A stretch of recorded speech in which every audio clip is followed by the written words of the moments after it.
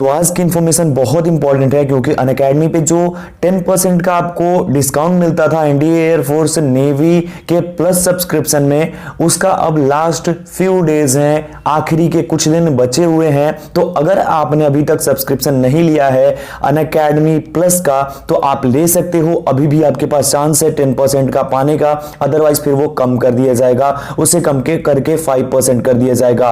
अभी आपके पास चांस है, अगर आप ये कोड यूज करोगे दैट इज AB स्टडी 10 तो आपको मिल जाएगा 10% का इंस्टेंट डिस्काउंट। वहां पे बेस्ट तरीके से आप तैयारी कर सकते हो प्लस के थ्रू, जहां पे ये सब है लाइक आप अपने घर से कंफर्ट टेबल रूप से अपने घर से तैयारी कर सकते हो। अनलिमिटेड एक्सेस होगी हर एक कोर्स की, टॉप एडुकेटर्स होंगे ऑल इंडिया के एक ही प्लेटफॉर्म पे, साथ ही साथ exhaustive coverage, regular doubt clearing session, live test series, study material PDF format में मिलेगा, आंसर राइटिंग सेशंस होंगे, मेंटरशिप एंड गाइडेंस भी मिलेगी आपको।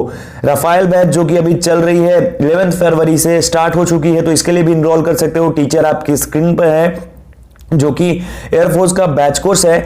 नेक्स्ट वन है त्रिशूल, ये एनडीए का बैच कोर्स है जो कि 15 फरवरी को स्टार्ट होने जा रहा है और ये एनडीए स्पेशल है बैच कोर्स, तो इसे भी आप इनरोल कर सकते हो अगर एनडीए की तैयारी कर रहे हो। नाभा जो कि एयरफोर्स की बैच कोर्स है, ये 18 फरवरी से शुरू हो रही है और इसके लिए भी आप इनरोल करके 10% का डिस्काउंट अभी पा सकते हो और अच्छी तैयारी, अपनी तैयारी को बेस्ट तरीके से कर सकते हो, क्योंकि पिछली वाली XY 2020 के रिजल्ट में 250 प्लस अनअकैडमी से लर्नर्स जो थे क्लियर करा था उन्होंने एग्जामिनेशन को, रिटन एग्जामिनेशन को। सब्सक्रिप्शन लेने के लिए यहाँ पे सबसे पहले आपको अनअकैडमी लर्निंग ऐप पर गेट सब्सक्रिप्शन पर क्लिक करना होगा। देन आपके सामने ये पेज ओपन होगा, यहाँ पे आपको एक जो कोड मैंने बताया AB स्टडी 10 वो डालना होगा, प्रोसीड टू पे करना होगा एंड देन यहाँ पे आपको 10% का डिस्काउंट मिलके पहले वाली प्राइस और अभी वाली प्राइस आप देख सकते हो। तो जल्दी से जाओ, इसका फायदा उठाओ क्योंकि लास्ट फ्यू डेज बचे हुए हैं। डिस्क्रिप्शन में लिंक है, जाकर वहां से चेक करो, अदरवाइज गूगल प्ले स्टोर से डाउनलोड करो या फिर ऐप स्टोर से भी डाउनलोड करके आप चेक कर सकते हो। जाओ, डिस्क्रिप्शन में लिंक्स अवेलेबल है। अभी बात करते हैं टॉपिक पे।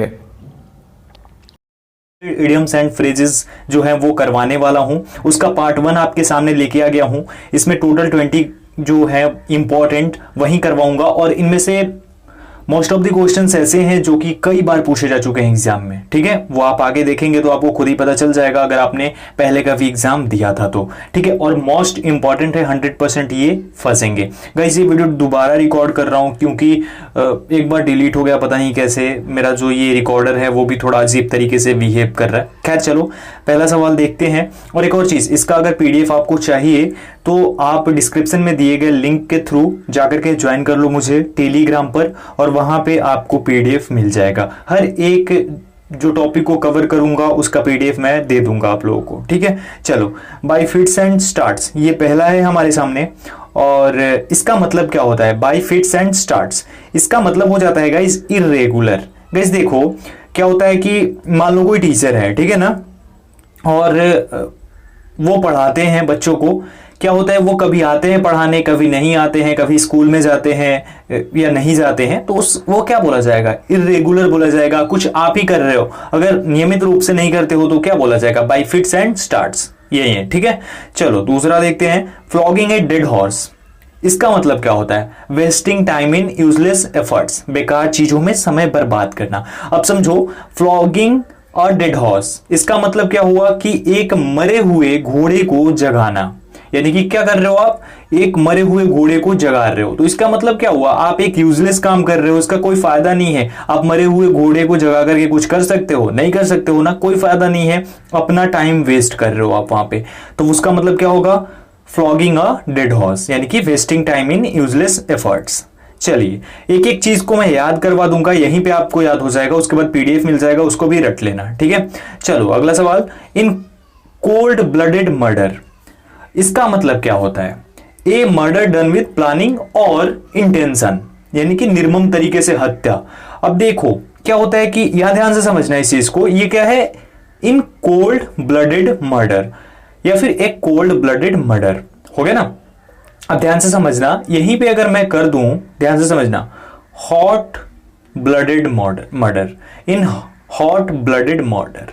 अब ध्यान से समझना, हॉट ब्लडेड मर्डर, इसका मतलब क्या हो जाएगा? इसका मतलब हो जाएगा गाइस कि देखो मर्डर कई प्रकार से होता है। एक ये हो गया हॉट ब्लडेड मर्डर मींस की गुस्सा आया, दोनों को झगड़ा हो गया लोगों में, और उसमें क्या हुआ, उस झगड़े में बंदे से मर्डर हो गया या फिर किसी ने गलती से मर्डर कर दिया, तो ये क्या हो जाएगा, हॉट ब्लडेड मर्डर। लेकिन ये जो कोल्ड ब्लडेड मर्डर हमारे सामने दिख रहा है, इसका मतलब हो गया कि एक प्रॉपर पहले प्लॉटिंग हुई, उसको कैसे करना है और एक इंटेंशन के तहत वो मर्डर किया गया। तो वही होता है इन कोल्ड ब्लडेड मर्डर। कोई भी खतरनाक कत्ल होता है तो वो क्या होता है, कोल्ड ब्लडेड मर्डर होता है, सोच समझ के कत्ल होता है। ठीक है, तो ये कोल्ड ब्लडेड मर्डर हो गया। अगला सवाल, talking through hat, talking nonsense, बेकार की बात।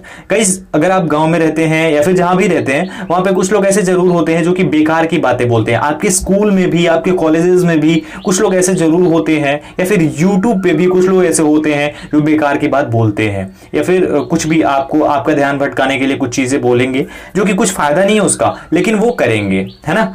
तो बेकार की बात करना, यही होता है टॉकिंग थ्रू हैट। ओके, चलो फिफ्थ देखते हैं, to give a piece of mind. इसका मतलब क्या हो गया, इसका मतलब हो गया फटकारना।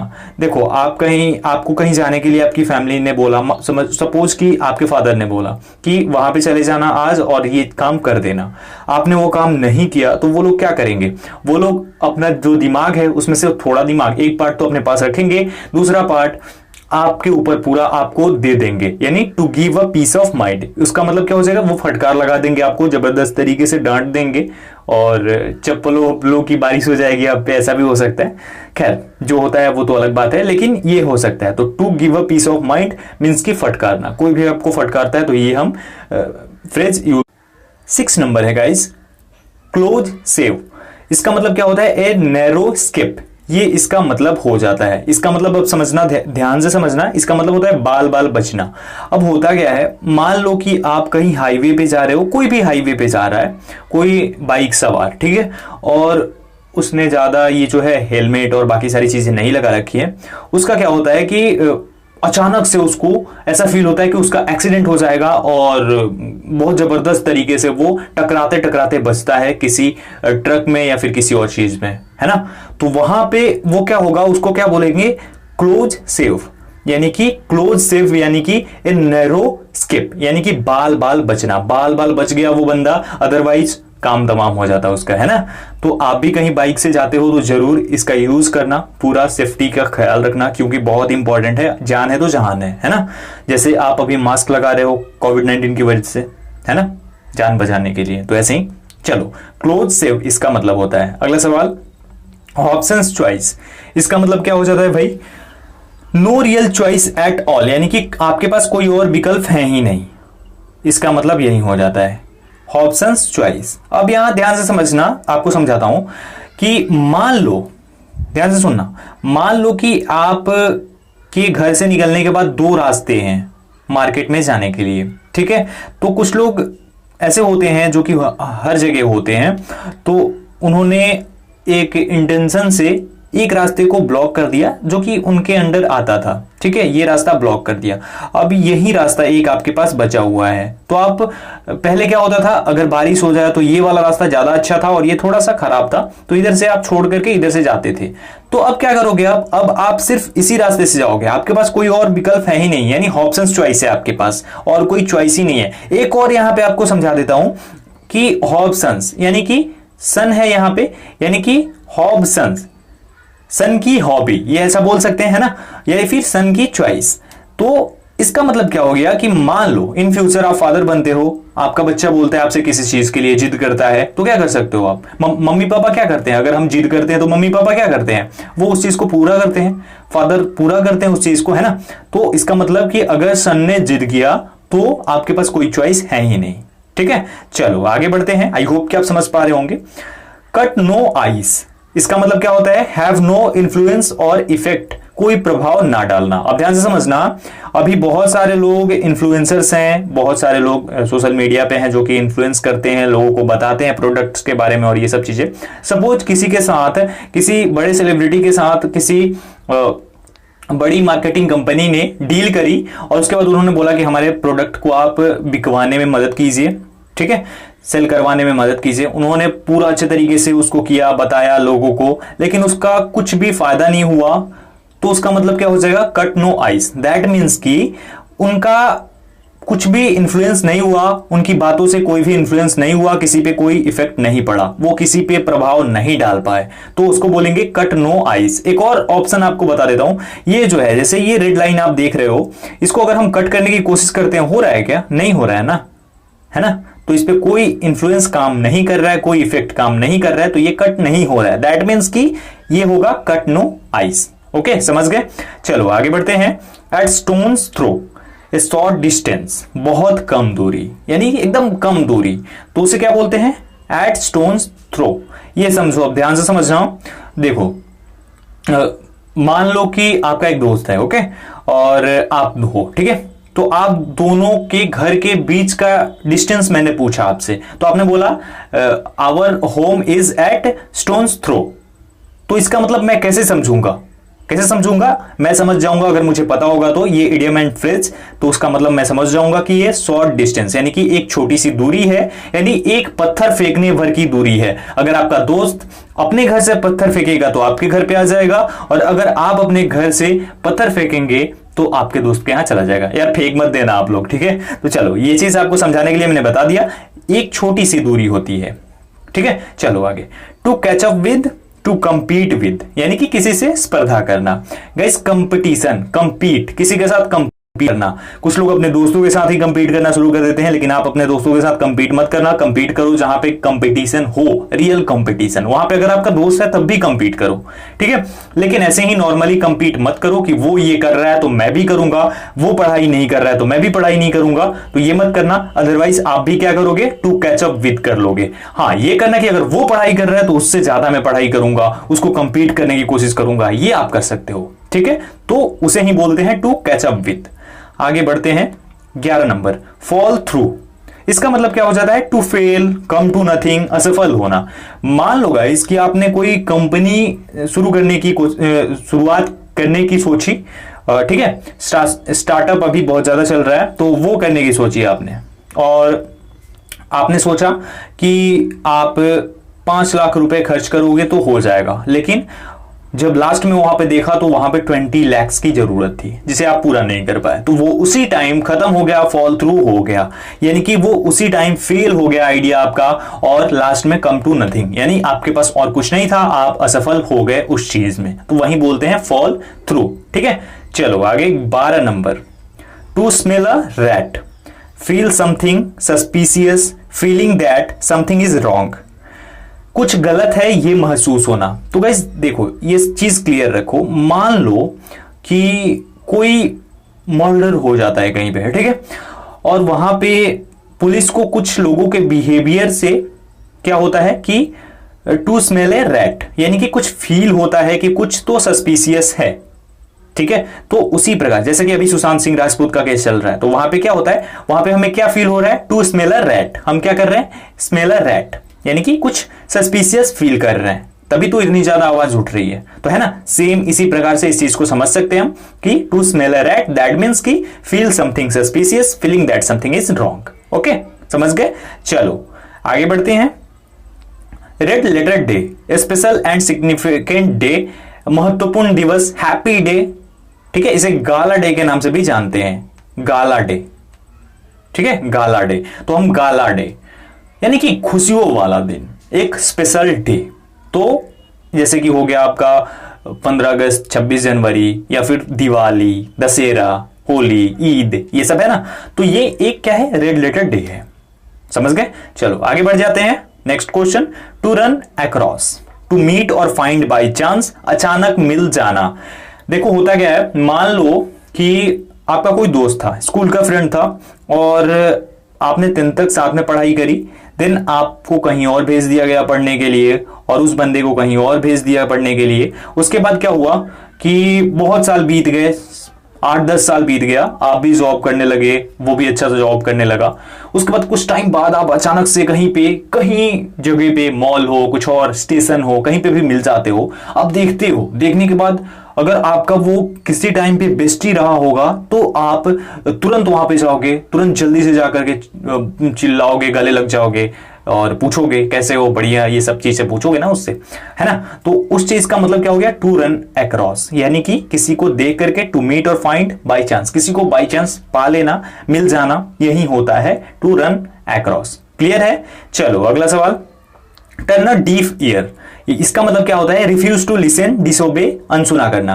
गाइस कुछ लोग कैसे होते हैं, कुछ लोग किसी की बातों को नहीं सुनते हैं, नहीं मानते हैं, अपनी घर की फैमिली का, अपने फादर का, किसी की बात का कुछ भी नहीं मानते हैं, किसी की बात को भी नहीं मानते हैं। तो वो लोग क्या होते हैं, टर्न अ डीफ ईयर, वो रिफ्यूज कर देते हैं किसी चीज को सुनने के लिए, और वो एक कमीने टाइप के लोग होते हैं। गाइस ऐसे लोग हमारी क्लास में भी होते हैं, ठीक है। तो वही होता है टर्न अ डीफ ईयर, यानी कि अनसुना कर देना। आगे, at snail's pace, to do thing very slowly, धीमी गति से। इसका मतलब क्या हो जाता है गाइस, समझिए ध्यान से। अभी जैसे कि रैली के लिए आपने फॉर्म फिल कर दिया, उसके बाद आप 2 दिनों तक काफी अच्छे तरीके से पढ़ाई करते हो, ओके, एंड देन आप क्या कर देते हो, चलो यार अब हो गया, 4-5 मोस्ट इंपॉर्टेंट टॉपिक्स को क्लियर कर लिया, अब तो एग्जाम आराम से क्लियर कर लूंगा, आप चलो धीरे धीरे पढ़ते रहेंगे थोड़ा थोड़ा। और जहां पे आप 5 घंटे पढ़ रहे थे, वहां पे आपने क्या कर दिया, आधा घंटा में कंप्लीट कर लूंगा यार, 30 मिनट्स में कंप्लीट कर लूंगा। तो वो क्या हो गया, एट स्नेल्स पेस, उसी का मतलब होता है। तो 17 नंबर है, एट वंस विट, इसका मतलब क्या होता है, वरीड, एक्सहॉस्टेड, कंफ्यूज्ड, घबराया हुआ। इसका मतलब अब समझिए, मान लो आप कहीं जंगल के रास्ते से जा रहे हो, ठीक है, और आपने किसी जंगली जानवर को देख लिया, आप कैसा फील करोगे, घबराया हुआ फील करोगे, वरीड फील करोगे, वहां से भागने की कोशिश करोगे, है ना, इस तरीके से फील करोगे। तो ये चीज जो है एट वंस विट होता है, ओके, समझ गए। चलो, read between the lines, understand the hidden meaning, यानी कि छुपे हुए अर्थ को समझना। अब ये चीज समझिएगा गाइस, देखो होता क्या है कि कुछ चीजें ऐसी होती हैं जिसको कि हमें बहुत कम ऐसे चांसेस मिलते हैं कि पूरा क्लीन बताया जाए। लाइक देखिए, मान लो आपकी फैमिली में कोई प्रॉब्लम चल रही है, पैसे की प्रॉब्लम कुछ भी चल रही है, और उस टाइम पे आप घर पे आते हो और घर वाले नहीं चाहते कि आप उस चीज को सोचो, है ना। तो ऐसा होता है कि लोग नहीं बताते हैं, या फिर कुछ बातें ऐसी होती हैं जिससे कि आपको खुद समझना पड़ता है, या बोलने से आप धीरे धीरे समझने की कोशिश करते हो, तो उसी ही बोलते हैं रीड बिटवीन द लाइन्स, यानी कि अंडरस्टैंड द हिडन मीनिंग। या फिर कोई आपका फ्रेंड है, ओके, और उसे किसी चीज की जरूरत है, बट बंदा बोल नहीं रहा है आपके सामने, खुलकर नहीं बोल रहा है, लेकिन उसकी बातों से आपको फील होने लगता है, आप समझने की कोशिश करते हैं, उसी को बोलते हैं रीड बिटवीन द लाइन्स। समझ गए ना। चलो अगला, lay down arms, to surrender, आत्मसमर्पण करना। समझ रहे हो क्या होता है, ले डाउन आर्म्स बोलते हैं जब हम आत्मसमर्पण करते हैं, कोई भी आत्मसमर्पण करता है। तो कोई टेररिस्ट है, उसने अगर आत्मसमर्पण कर दिया अपनी जान को बचाने के लिए, तो उसे हम ले डाउन आर्म्स बोल देंगे, ओके। चलो अगला सवाल 20 number, cold comfort, slight satisfaction, झूठी तसल्ली। ये समझिएगा, ये इसका एग्जाम्पल बहुत ही अच्छे तरीके का देने वाला हूं मैं। देखो होता क्या है कि हमारी फैमिली वाले भी बहुत तेज होते हैं, है ना।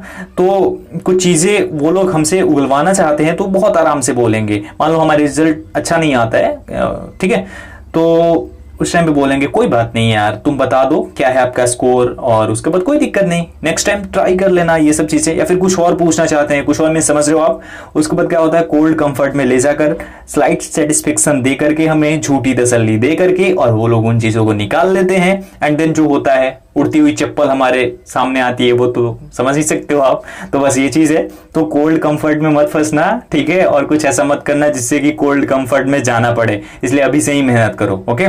तो ये 20 क्वेश्चंस आज के लिए थे। धीरे धीरे और भी पार्ट्स आ जाएंगे, 5 पार्ट्स में कंप्लीट कर लेंगे हम, और ये मस्ट रिपीट होगा, ये चीज आपको बता देता हूं मैं, ठीक है ना। इसमें से कई सारे क्वेश्चंस हैं जो कि 3-4 बार रिपीट हुए हैं, याद रखना इस चीज को। तो करवाने वाला हूं। बाकी एक और चीज बता दूं कि प्रैक्टिस सेट्स भी आएंगे इंग्लिश के, फिजिक्स भी मैं करवाऊंगा, तो घबराने की जरूरत नहीं है। 10-12 दिनों में आपकी तैयारी को एकदम बूस्ट कर दूंगा। आप जाकर के टेलीग्राम पर ज्वाइन कर लो, वीडियोज के नोटिफिकेशन नहीं जाएंगे तो वहां पे वीडियोज का लिंक डाल दूंगा। चलो यहाँ पे थॉट ऑफ द डे है हमारा, किसी भी इंसान की इच्छा शक्ति और दृढ़ संकल्प उसे भिखारी से राजा बना सकती है। समझ गए ना। चलो समझ लो इस चीज को, और इसका पीडीएफ भी आप टेलीग्राम पर प्राप्त कर सकते हैं। इस वीडियो में इतना ही, मिलता हूं एक और वीडियो के साथ, तब तक अपना ख्याल रखिए। Thank you so much guys.